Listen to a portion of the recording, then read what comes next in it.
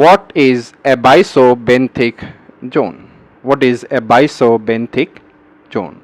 So the bottom, B4, you can remember benthic means B for bottom, means we have seen like there is we can see like there is a continental area, then there is a continental shelf. This region is continental shelf. After that there is a continental slope region, continental shelf, there is a continental rise, and thereafter abyssal plain.